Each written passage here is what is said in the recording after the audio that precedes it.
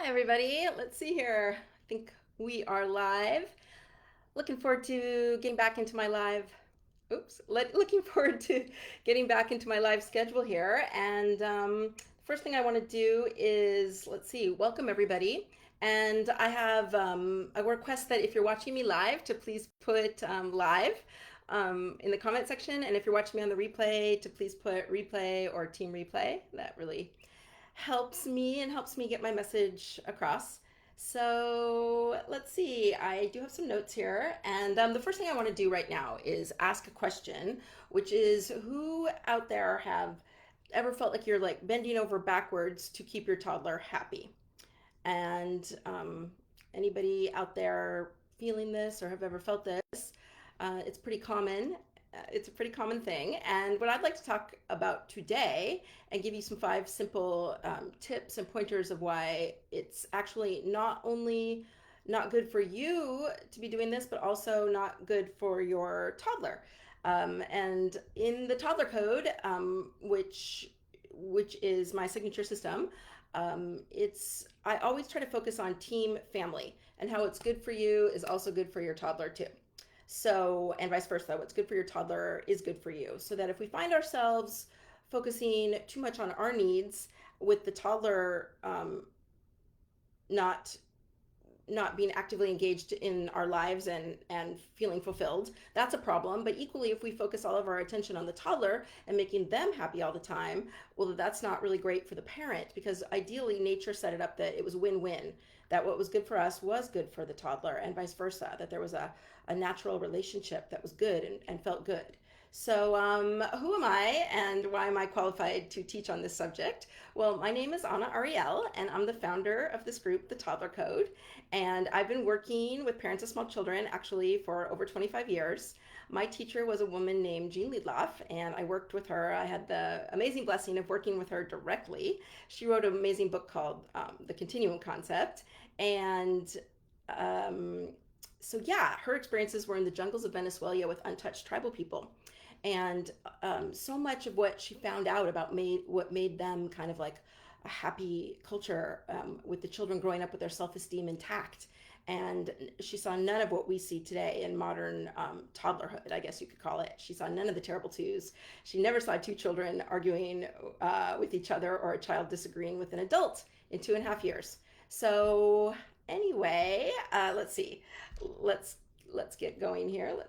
Let's get moving on. So this topic is really important to me because I feel like so much of our problems in modern day life come from trying to please our children too much and trying to center on the children too much, and us adults feeling guilty if everything isn't focused around the child. And what I'm here to tell you is that that can make the child insecure. So that the cues are misleading. One of the things we talk a lot about in the Toddler Code is how their cues are misleading. It looks like they want what they want when they want it, but often they just want us to stand firm. So here is, let's see, well, first of all, I hope that you're all excited to hear more about this topic. It really can make your life easier and make your lives more fulfilling and make your toddler's life, make your toddler feel more content. So, the first thing that I want to suggest is that you embrace your role as a confident leader. So, this has a lot to do with just feeling okay that, like, say you're doing your dishes and your toddler wants you to stop doing the dishes and come follow them and do whatever they want. It's actually okay for you to feel calm and confident, finish your dishes, and as we'll discuss later on in this live, um, even get your toddler helping you in some way in the kitchen. And it's like this understanding that we that the more we can be the calm, confident leader, kind of guiding the ship of our family, that the more the toddler will relax and know that they can't push us. That if they push us, that we can stand firm and confident. And it's there where they really begin to relax.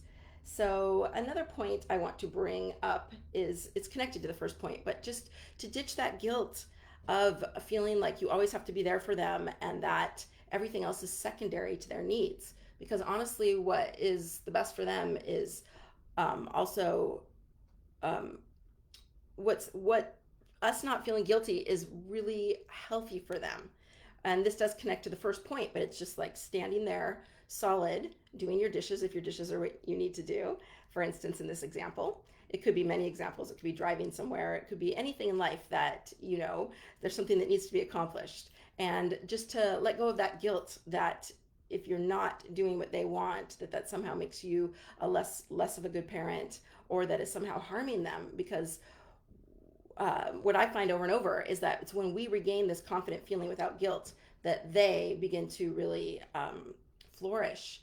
And once again, it's like that we can't be pushed makes them relax. And let's see. So what can we do then? And I already did touch upon this, but like say we're doing the dishes and our toddler wants us to go do something else. So we stand there. I recommend very little words and just keep doing the dishes, and maybe say, oh, well, you can help mama. And like by taking this cup of water to daddy, if they can't reach the sink and actually do what you're doing, but just to include them in the activity in one way or another.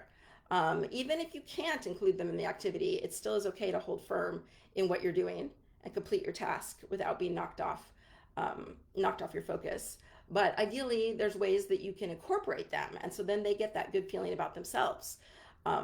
Here's where I really like to stress and talk about team family. So in the team family scenario, there you go. You're making a team doing the dishes instead of running off to do your toddler's thing. You're making, you're turning your family into a team where everyone's working together. And if the toddler is trying to push you off balance or get you to do what they're doing, just even the act of you staying strong in it, offering them to do something, but if they don't want to do the thing, then you just keep doing your dishes.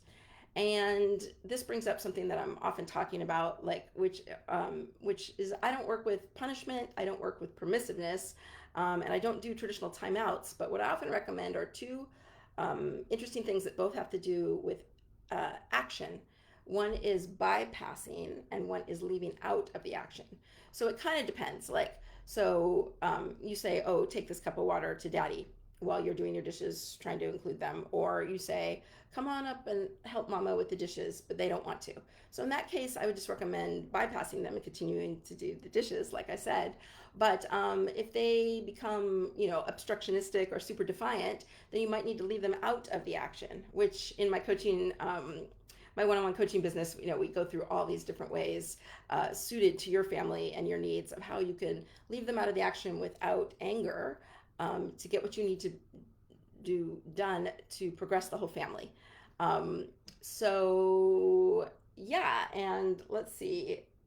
I think the final thing I wanted to talk about here is just staying consistent with these things. So that once you know that it's okay to do your dishes and not go follow them every time they want you to do something off of what you're supposed to be doing in that moment, that it's actually okay and even beneficial for them to see the calm, confident adult who's doing the activities of life. So once we begin to get into these habits, it's just really good to stay consistent.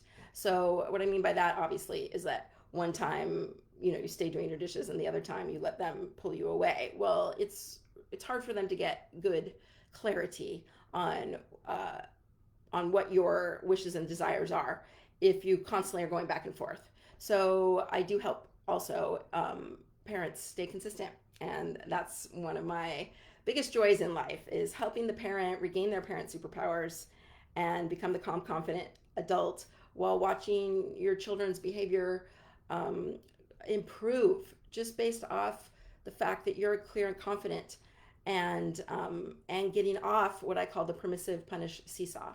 So I hope this was helpful, you guys, and looking forward to doing more consistent lives. I think I'm switching over to Wednesdays and in the new year. And please always feel free to reach out and ask me any questions. And thank you so much for joining. Aloha from Maui.